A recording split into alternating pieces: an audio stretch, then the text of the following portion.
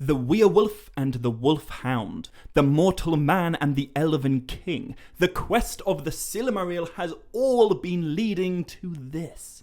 Maya Gavan and Melyn Amenexwilaid. My name's Rainbow Dave and welcome to the 8th video in our playlist untangling the great tale of Beren and Lúthien. And guys, to be honest, we are getting towards the end of the story. I only have one more video after this one.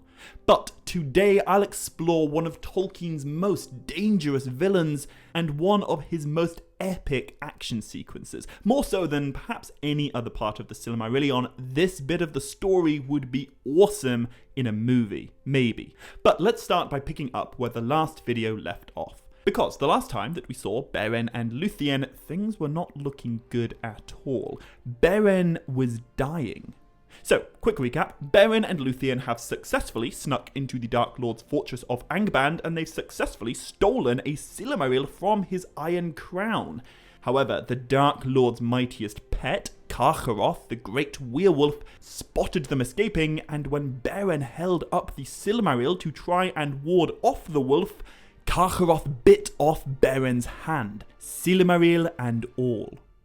So now Beren is one-handed and swiftly succumbing to the venom of the werewolf's fangs, and Carcharoth has a hallowed Silmaril in his belly, searing his insides with its pure and holy light. His flesh is filled with flame from the inside out.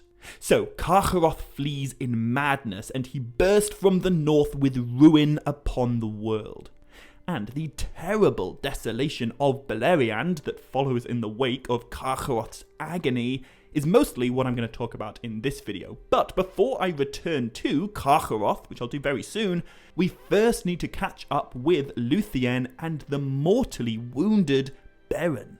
So after an epic eagle assist, Beren and Lúthien were flown over the secret city of Gondolin, and they were brought down to the borders of Lúthien's home, the Sindar kingdom of Doriath. And here Lúthien wept, for she thought that Beren would surely die. But in the same hour that Thorondor and Gwaihir and our eagle friends depart and they fly back to their eyries atop the peaks of Chrysaegrim, Lúthien is joined by her other animal friend, Huan the wolfhound, the most awesome dog in all of Middle-earth. And Huan is another very important part of what I'll talk about in this video. He is an incredibly faithful friend to Beren and Lúthien, and also an absolute badass. He killed Draugluin, the father of all werewolves, and he absolutely trashed Sauron. In fact, Sauron only survived this encounter because Huan chose to let him live. Anyway, this is not actually the first time that Beren has found himself dying on the borders of Doriath with only Lúthien and Huan to help him. Pretty much that exact same thing happened a few videos ago when Beren was shot in the breast by Curufin. But back then it was only an elven arrow that caused the injury. Not a good thing to be struck down by, but not unhealable if your girlfriend is Lúthien. However, this time, Beren is dying of a wound that's fell and poisonous, and there is no quick cure for this. We are told that Beren wandered upon the dark borders of death, and he endured dreams of anguish. But then, suddenly, Beren woke, and he looked up and he saw Lúthien, and he saw leaves against the sky, and he heard Lúthien's song, and it was spring again. 2 years since Beren first encountered Lúthien within that hemlock glade, 2 years since he first started loving her. And thanks to that love, as well as a little help from Huan, Beren is once again drawn back to life.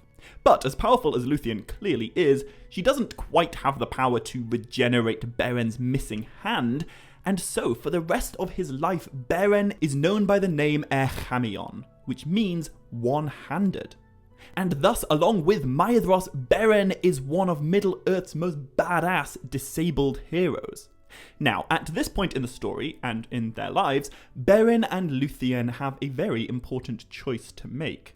Because, remember, the whole point of this reclaiming a Silmaril quest was because it seemed at the time like it was the only way for Beren and Lúthien to be allowed to be together, except that now their circumstances have clearly changed. They're already together, they already have what they desire most, and there's really nothing at all stopping them from just disappearing together and living however long they are given, peacefully and joyfully in some quiet corner of Beleriand, far from Eleuthingol, or Morgoth, or werewolves, or Silmarils. And for a time here, Beren is truly content, and Lúthien was willing to wander in the wild without returning, forgetting house and people and all the glory of the elf kingdoms. But this is not how the tale ends. And I think the main reason for this comes down to the integrity of Beren, and some very Anglo-Saxon themes about honour and duty and personal responsibility. We are told that among the laws of men, it was perilous to set at naught the will of the father. And even though Beren and Thingol don't really get on, like at all, Beren does feel an obligation to do what's right by his would-be father-in-law. Also, he did swear an oath of returning to Menegroth, and I think the idea of forsaking an oath and simply stealing away with the daughter of a king is very bad form in Beren's mind, and it's very bad form in the real-world Anglo-Saxon culture that so much of Tolkien's Legendarium is inspired by. Oh, and just one more thing, although technically Beren has succeeded in his quest to steal a Silmaril from Morgoth's crown, he did then pretty immediately lose it, and now he has unleashed the madness of the mightiest werewolf upon the world, so I guess one could argue that in this moment, the actions of Beren and Lúthien have actually made Beleriand worse. But it's okay, they're working on it. So, in the end, Beren, Lúthien, and Huan finally set off back through the forests of Doriath towards Eleuthingol's capital city of Menegroth. But it's been quite a few videos since we last saw Thingol or Menegroth, and Tolkien tells us that in the year that Lúthien's been away, evil days had fallen on Doriath. For when Lúthien escaped her imprisonment from atop the branches of Huan and she disappeared from Doriath, grief and silence had come upon all its people. And of all the grief in Doriath, there is perhaps one guy who feels it most profoundly, and that's Daeron. So, Daeron is a minor recurring character in this story, but he is a very cool detail because he's such a big deal within the lore of Middle-earth. This is the guy who invented the entire writing system used by the dwarves. He created their Cirith runes. Also, he is described by Tolkien as being the greatest musician among all the elves in Beleriand, ahead even of Feanor's son, Maglor the Mighty Singer. But the tragedy in Daeron's character comes in the form of his unrequited love for Lúthien. For thousands of years, I presume, he has loved her, and he's hoped that one day he will marry her. But in the space of just 2 years, he has lost her utterly to the love of some mortal. And part of the reason that Daeron was such a uniquely spectacular musician is because his music was inspired by the song and dance of Lúthien. So without her in Doriath, Daeron perceives that he has nothing left. So, seeking in despair for Lúthien, Daeron wandered away from Doriath upon strange paths, and he passed over the Blue Mountains, and he actually left all of Beleriand behind him. He entered Middle-earth proper, like the part of Middle-earth that we're familiar with from The Hobbit and The Lord of the Rings. And so, it's both very cool and also very sad to think that for thousands of years before places like the Grey Havens, or Bree, or even Rivendell would exist, Daeron may have been wandering alone in these parts of the world, searching for Lúthien, and singing the saddest and most beautiful songs that Middle-earth has ever heard, with no one around to hear them. But we just don't know, and that is because Daeron is never ever seen or even mentioned again. He simply disappears from all histories for the rest of time. But we are told nothing of him dying, so I think we can speculate that during the Third Age, and even up to the time of the Lord of the Rings, there might be some ancient elf of the First Age just wandering the lands of Middle-earth, singing beside dark waters songs of Lúthien, the most beautiful of all living things. Anyway, poignant as that is, it turns out that if Daeron had just stuck around a little bit longer in Doriath, he totally would have been reunited with Lúthien. But the Doriath that Lúthien and Beren return to is really quite different from the one that they left over a year ago. You see, by the time that they return, Doriath is a kingdom preparing for war. But they're not planning to fight like the forces of Morgoth, or even a hostile faction of men, or even dwarves. Instead, they are raising arms against the fellow elves of Nargothrond, and particularly against two individuals who used to dwell there. So, I reckon you'll remember a few videos back when I talked about Lúthien's escape from Doriath and her run-in with the two worst sons of Feanor, Celegorm and Curufin. Well, in that video, I talked about Celegorm's perfidious plan to force Lúthien to marry him and thus to gain control over her father's kingdom. He even sent Eleuthingol messages declaring his intentions and also announcing that both Finrod Felagund and Beren were dead. And there's something that I actually find weirdly charming about Thingol's response to Celegorm's message, because when Beren first showed up in Menegroth and he was like, "Hi, I'm Beren, I want to marry your daughter," Thingol's response was to find a cunning way of getting Beren killed while keeping his own hands clean. But when Celegorm sends messages saying, "Hi, I'm a son of Feanor's and I want to marry your daughter," Thingol raises a damn army, and he thinks to make war upon Nargothrond. However, luckily, it doesn't quite come to an elven civil war, and that's because after Thingol sends spies to Nargothrond to report back on the situation, he discovers that Celegorm and Curufin have, of course, been ousted, and the secret realm is now ruled unopposed by Finrod's heir, Orodreth, who also happens to be Thingol's great-nephew.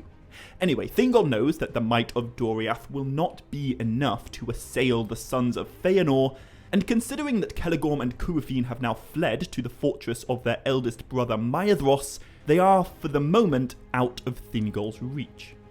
But he does still hold them accountable for Lúthien, and considering that she was last seen in their captivity, and now she's gone AWOL, Thingol sends messengers north to demand that the sons of Feanor aid in finding her. And while these messengers of Doriath are heading north through the woods, they encounter a sudden and unlooked-for peril. You see, as these elven messengers venture up the river Esgalduin, they are abruptly met with the deadly onslaught of Carcharoth. The mad werewolf with a Silmaril searing his insides has descended upon Doriath like a destroying fire. We are told that even the girdle of Melyn cannot hold him back, and no elves can hinder him. In fact, of Thingol's messengers, only one is able to survive, and his name is Mablung of the Heavy Hand. And Mablung is not a major character in this story, but he is someone we're going to see a lot more of as the First Age progresses, and he's an absolutely awesome character. So definitely lock that name, Mablung, away in your brain somewhere. And one of the reasons that Mablung is such a badass is because he is the chief captain of King Eleuthingol. He is effectively the head of Menegroth's guards, and he's one of the top 2 greatest Sindar warriors in all of the First Age. And I'll talk a little bit more about Mablung in just a few minutes, but for now what I will say is that he escaped the onslaught of Carcharoth, and he immediately returns to Menegroth to deliver the dread tidings to his king. And this is the dark hour in which Beren and Lúthien finally return. And news of their coming went before them like a sound of music borne by the wind into dark houses where men sit sorrowful. And so, in the space of just one day, Thingol is given some exceptionally good news and some exceptionally bad news. His daughter's alive, but there's also a giant werewolf laying ruin to his kingdom. But Thingol is a king who understands priorities, I guess, and so he puts the whole Carcharoth thing on a back burner for the moment, and instead he turns all his attentions to the guy that his daughter's been seeing. And so, for the second time in his life, Beren is led by Lúthien before the throne of Elu Thingol. And we're told that Thingol looked in wonder upon Beren, who he was 100% sure would die if he ever attempted his quest, and also, don't forget, he's explicitly been told by the messengers of Celegorm that Beren is already dead. But turns out Thingol isn't very happy to see him, and to be fair, this isn't just straight up prejudice. Beren is directly responsible for Carcharoth's rampage through Doriath and all the suffering that has already caused. But Beren kneels before him, and he says to the king, "My quest is fulfilled. Even now a Silmaril is in my hand." Thingol says, "Show it to me," and then very dramatically, Beren puts forward his left hand and reveals that it's empty, before holding up his right arm and exposing his stump. And I love this moment so much because Beren gets Thingol on such a specific technicality. When Thingol gave Beren the quest, he worded it like this. He said, "Bring to me in your hand a Silmaril from Morgoth's crown." And technically, that's exactly what Beren's done. I guess the presumed implication was that Beren's hand would be attached to his wrist, but that was never actually explicitly stated. And just as Beren promised, there is indeed a Silmaril inside his right hand, and that right hand is indeed on its way to Menegroth. The only catch is that the hand in question happens to be inside a ravenous werewolf at this moment, but technically, Beren did do what Thingol told him to. Anyway, after Beren reveals this to the king, something utterly amazing happens. Thingol actually behaves like a reasonable person. We're told that his mood was softened, and he finally came to the conclusion of, you know what? Fine. Fair enough. Beren was given permission to sit beside his throne and to tell him the full tale of his quest from Nargothrond to Angband. And as Thingol listened, he was filled with amazement. And it seemed to Thingol that this man was unlike all other mortal men, and among the great in Arda. Therefore, at the last he yielded his will, and Beren took the hand of Lúthien before the throne of her father. And so, this would make for a great ending. The quest is fulfilled, sort of. Beren and Lúthien can finally be together with the blessing of her father, and Thingol even seems to respect Beren now, at least a little bit. But there is still more story left to tell, because as long as Carcharoth lives, Doriath is not safe. And Beren, hearing of the onslaught of the wolf, understood that the quest was not yet fulfilled. Carcharoth drew nearer to Menegroth every day, and because of the Silmaril in his belly, he could not be overthrown by the typical hunters of Doriath. And so, Elu Thingol puts together the ultimate hunting party, the ultimate 5-man band to bring down Carcharoth. In the lead, there is of course Thingol himself, wielding his kingly sword, Aranruth. And behind him there rode Beren, whose weapon is not named in the Silmarillion, but in the Lays of Beleriand we are told that Beren wields a sword called Dagmor. The next two in the hunting party are two new characters who will both become much more important when we get to the Children of Huan, but they are also both incredibly awesome characters in their own right. First is that guy I mentioned a few moments ago, Mablung of the Heavy Hand, the captain of Thingol's guard, and a top warrior in Menegroth. His weapon isn't named, but we are told that he rode in the hunting of the wolf with an iron spear, which is curiously similar to the iron spear wielded by Boldog, that orc who was potentially also a Maya. Maybe after Thingol cut off Boldog's head, Mablung took his weapon. I don't know. Anyway, the fourth member of this hunting party is a character that I love even more than Mablung. He is definitely in my top 5 favourite elves of the First Age, and he's someone who I am super excited to talk about in the future. What you need to know right now, though, is that his name is Beleg Cuthalion, or Beleg Strongbow. and he is among the greatest archers in the entire Legendarium. He wields a bow called Belthrondine, and he has a special arrow called Dailir, which we are told he is always able to find again unbroken after he shoots it. And Beleg is an interesting character to compare with Mablung, because at this point, and also the next time we see them, they very much come together as a pair, but they do strike me as very different and distinct.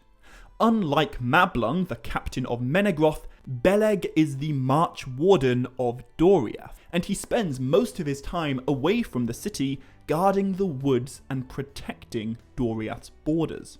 I get the impression that the difference between Mablung and Beleg's job roles is kind of like the difference between Boromir and Faramir's job roles. You know, Boromir is the warrior, the captain who commands soldiers and dwells in the city of the king, whereas Faramir and also Beleg are rangers who defend their kingdoms through stealth and woodcraft.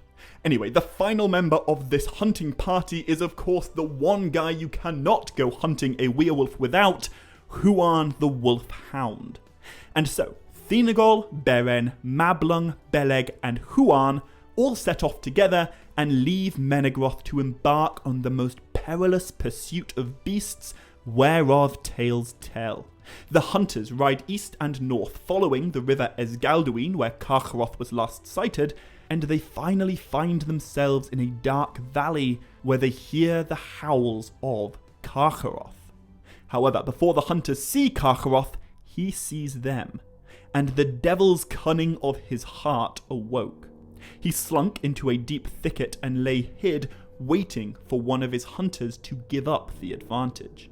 And I certainly don't want to go implying that Carcharoth is simply a misunderstood character who doesn't do anything wrong and who doesn't deserve to be hunted. That's not the case. He is very clearly a villain. But there is a part of me that does pity the wolf. He didn't choose to be Morgoth's mightiest werewolf. He was simply chosen as a whelp and raised for that single purpose. And since biting off Beren's hand, the only thing that Carcharoth has known is maddening agony.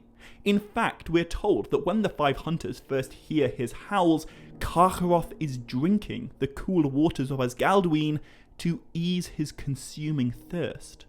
The Silmaril is burning him from the inside out, and although the fact alone that it does hurt him proves he's not a good guy, it also makes him hard to fiercely condemn. I feel in some ways that Carcharoth is really just another victim of Morgoth's. Anyway, for the good of all, he must be slain, and it is Huan who first tries to engage him in battle. However, as Huan slinks into the thicket, Carcharoth suddenly bursts from the thorns, and he leaps suddenly down on Thingol. And this is where we get the most cinematic action sequence in probably all of Beren and Lúthien. Carcharoth lunges at Thingol, but just before he can kill the Elven King, Beren jumps between them and he thrusts his spear at the wolf. But Carcharoth swept it aside, and with his jaws of thirst he seized Beren about the breast and bit down, and Beren was felled. Once again, the venom of Carcharoth surged through his body, and we're actually told that in this moment it is, of all people, Thingol who realizes just how severely Beren has been wounded. And this is a huge moment. After all of the ill will that these two characters have shared, it is Beren who sacrifices himself to save his father-in-law.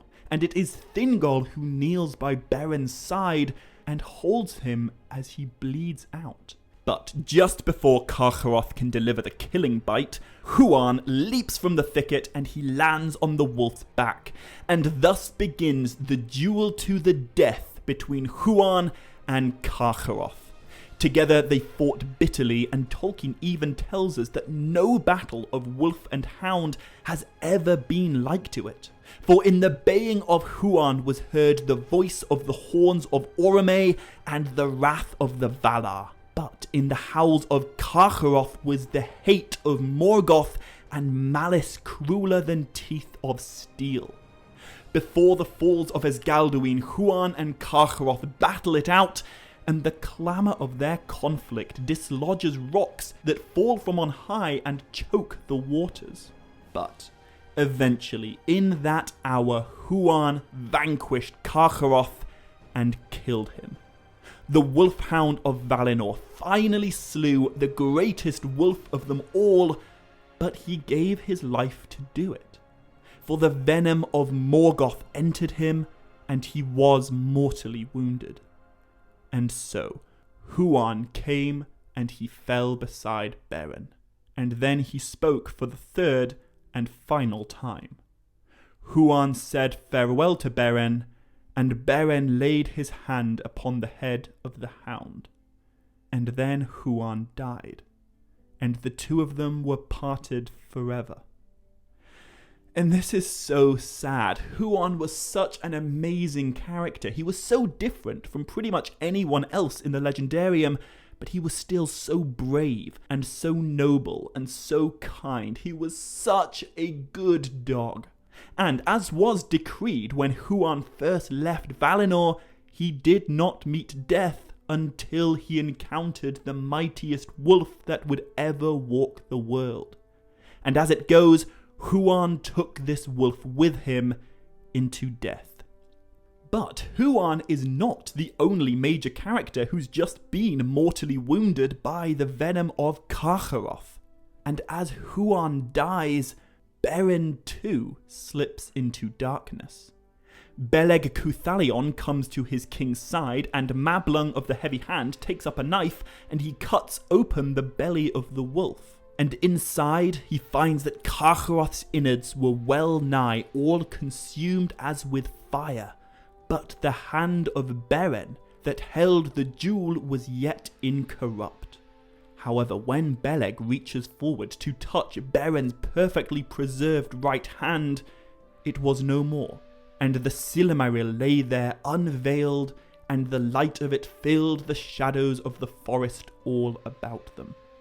And so, Mablung becomes one of the very, very few characters to physically hold a Silmaril, albeit incredibly briefly, and he transfers it from Carcharoth's belly to Beren's barely living left hand. The touch of the Silmaril arouses Beren from the brink of death, and he holds it aloft, and he gives it to Thingol. "Now is my quest achieved," he says. And then he spoke no more. And so, Beren Erchamion and Huan the Wolfhound are both borne back to Menegroth on a bier of branches. And bier is an Old English word meaning a movable frame on which a coffin or a corpse is placed before burial. Beren is brought to the foot of Hirelorn, the tallest tree in Doriath, and there Lúthien waits for him. She sets her arms about him and kisses him, and then she tells him to wait. Beyond the western sea, he is to wait for her. Beren looks upon the eyes of Lúthien, and then he dies. And at this point in the Silmarillion, Tolkien writes that thus ended the quest of the Silmaril, but the Lay of Lúthien does not end.